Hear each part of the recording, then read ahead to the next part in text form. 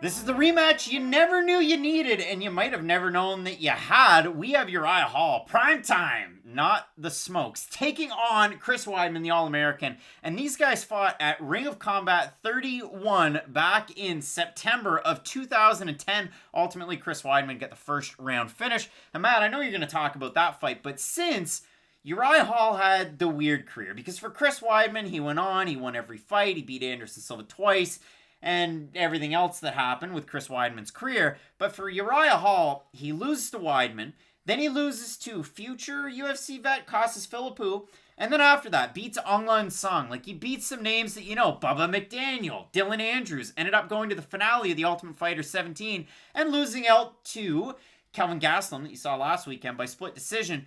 But then he had a weird run. Like, he beats Thiago Santos. He beats Chris Lieben. He beats Oluwale Bamboje in one of the craziest finishes you're ever going to see. And he loses to good fighters. Whitaker, Brunson, Mousasi. Then he beats Jocko, loses to Costa, beats Bavon Lewis. What a weird fight that one was. Beats Shoeface. Really close fight. Got taken down multiple times. And beat Anderson Silva in a fight where when he beat Anderson, I went, oh, okay. Well, that was the Uriah Hall that sometimes I wish I had, but not at all what I wanted at the start of his career, but I'll accept it because he's 36. And for Chris Weidman, well, he's lost 5 fights since he's fought professionally, and all 5 of them he's been knocked out or lost by TKO. And all 5 of those fights happened in a 6-fight stretch that happened to include a finish over Kelvin Gastelum on Long Island. But you look at the losses: Rockhold, Romero, Mousasi, Jacare, and Dominic Reyes. I don't know what one the most gross of them was. Probably, well, Romero, right? Been a lot of bad ones, though. I would say the Romero one, because the Mousasi one, we were playing the hand game a little bit. It was a weird one. The Rockhold one was a late stoppage. The Jacare one was kind of gross, too, because he was out. Like, he was in Sleepy Land. He's been knocked out a lot, Craig. He's been knocked out a lot. So, if you look at Weidman going into his last fight against Omari Akhmedov, a lot of people, ourselves included, had Akhmedov to win. You watch the fight. It was close. It was. Both guys got takedowns. Both guys got absolutely exhausted. But Chris Weidman didn't get as exhausted as Wolverine. Chris Weidman won that fight. So the thing that Chris Weidman has to take from that Omari Akhmedov fight, and here's the thing, we didn't really glitz and glamour that win up, because it really is hard to look good and beat Omari Akhmedov. He just is kind of that classic, I have good cardio, I'm a good wrestler kind of deal with it. And in that fight, it was just such a grueling pace for both guys, because you knew how good both guys not only were at getting the takedown themselves, but defending their opponent's takedown. And I do think that's why they were so tired at the end of it. Now, in this fight, I kind of think we can compare this fight to one that we did see earlier on in this card with Brendan Allen and Baby K, Karl Roberson. Just a lot of similarities between this. You have a long-range striker versus someone who likes to get it more on the inside and grapple. Now, Chris Weidman much more comfortable with his hands than Brendan Allen, and Uriah Hall can throw more variety, I'd say, than Karl Roberson. But this is a really interesting fight because Chris Weidman, at least in this last little run, I don't know if I'm ready to say Chris Weidman has a bad chin or doesn't have a chin, but he definitely doesn't take damage as well as he used to. And I'll never forget, in that Jacare fight, one of the great Joe Rogan quotes is he goes, oh, well, finally, Chris Weidman, he's had enough sparring now in the striking that he's rolling with the shots. He knows what to do on the feet.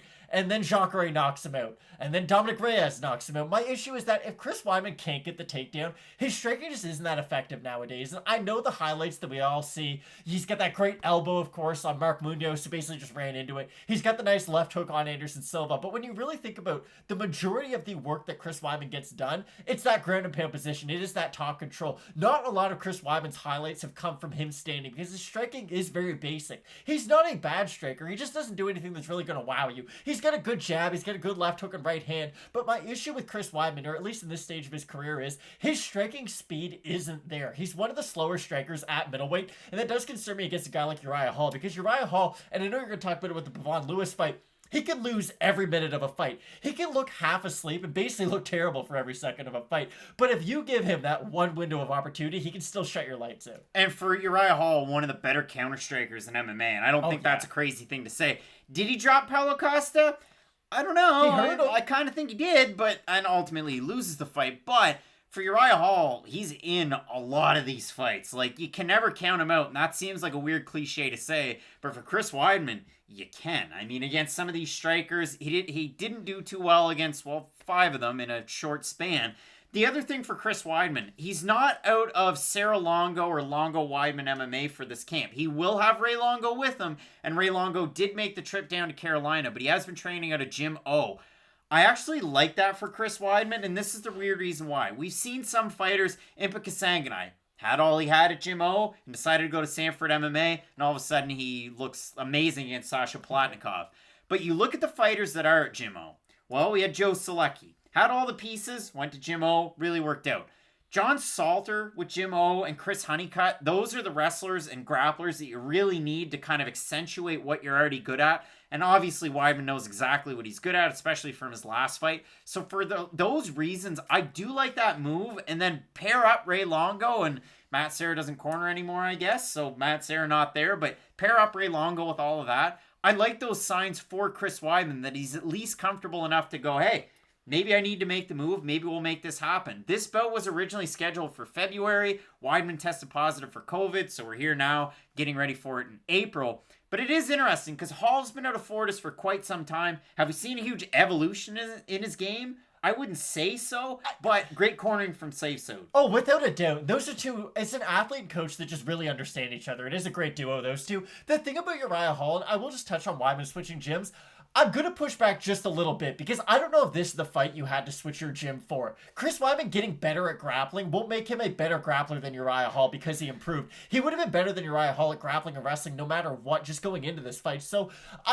for Chris Weidman, if anything, I would have liked to see him maybe go to a Sanford MMA. Try to use a little bit more of your striking because for Weidman, the one area that's going to win or lose him this fight is his striking into the clinch. If we see Chris Weidman going out there trying to flip the jab and really try to stay on the feet with Uriah Hall, I'm telling you right now, Uriah Hall's going to time some lazy shot at Chris Weidman and absolutely counter the bejesus out of him. Go back to the Antonio Carlos Jr. fight. That's the one that I think about a lot when I try to parallel this fight with other ones that Uriah Hall's had because Hall on the mat, did he give up takedowns? Yeah, he did. But the great thing about Uriah Hall was he did work his way back up to his feet against a very accredited jiu-jitsu ace. And that was a great thing to see from Hall. And the other thing was, I did see a sense of urgency in that fight. It was weird because it was in that fight and it wasn't in the Anderson Silva fight because I actually thought Uriah Hall looked really good against Carlos Jr. I just thought he was against a tough stylistic matchup for himself, a guy who can close that distance and can make it somewhat of a boring fight, if you will. What Uriah Hall was really able to do well was, again, make him pay for closing that distance.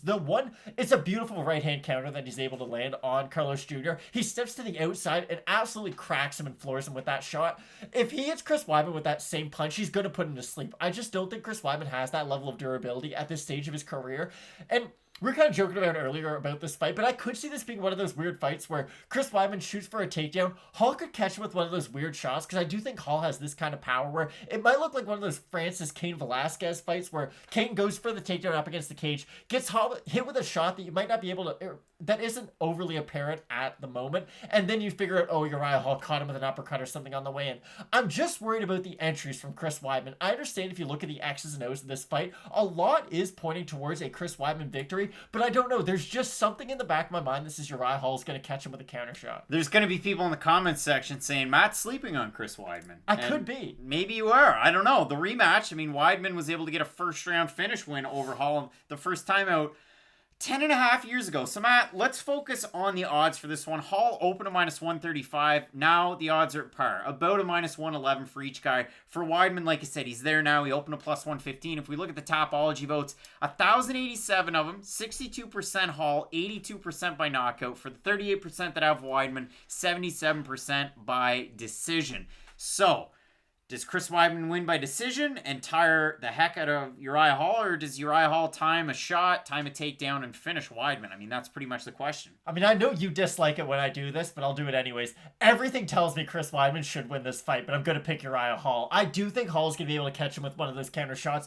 And if you look at Weidman, I didn't love his cardio in that Akhmedov fight, and I understand the work rate was very high, but if you're fighting someone like Uriah Hall, his footwork's so good on the outside that you are going to be following him a lot, and you're going to also just naturally have have an elevated work rate just due to his movement. And for Weidman, I don't love his ability to close the distance. I think he can get in on the likes of Uriah Hall. I have no doubt he's going to get a takedown in this fight. But for me, I do think Hall can catch him on the way inside. And yes, maybe the numbers point towards Chris Weidman, but I do like the power of Uriah Hall. And I do think his sense of timing, yes, he might get taken down in that first fight and he might get controlled. Yes, it might happen in the second round too. But the one good thing about Uriah Hall is if you go back to the Gegard Mousasi fights, Gegard Mousasi is a wicked grappler and he's really good on top. He took down Uriah Hall, had success, but the thing about Hall was he was able to get back up to his feet. I'm going to ever so slightly edge Uriah Hall, but I do think this is a very, very fun fight on our main card. Couple of old 36-year-olds. I'm going with Uriah Hall as well. I mean, I have such a hard time with this one. Am I counting Chris Weidman out? No, because again, it's a really close one. I wouldn't throw it on my card because again,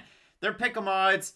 Weidman wins, decision. Hall wins, probably going to be a knockout. I mean, it's cut and dry. It's not just topology. It's just that's just the way it is, really. I am interested in both guys moving forward, though, because right now there is this weird logjam at middleweight where Robert Whittaker's probably the number one contender. I think everyone can agree on that. But you've got Martin Vettori, who probably should be the number one contender, but still needs a dance partner. You've got Till, who's been hurt, Kostu, who's been out. Just a really interesting weight class of 185. Really interesting, and I can't wait for this fight. The rematch, years and years in the making. Matt, I'm going with Uriah Hall. You are as well. Love this card, and it is time. We have 3 title fights ahead, so you're not going to want to miss any of those previews. Keep locked in with Fight Night Picks, Matt. As we always say, let's get into it.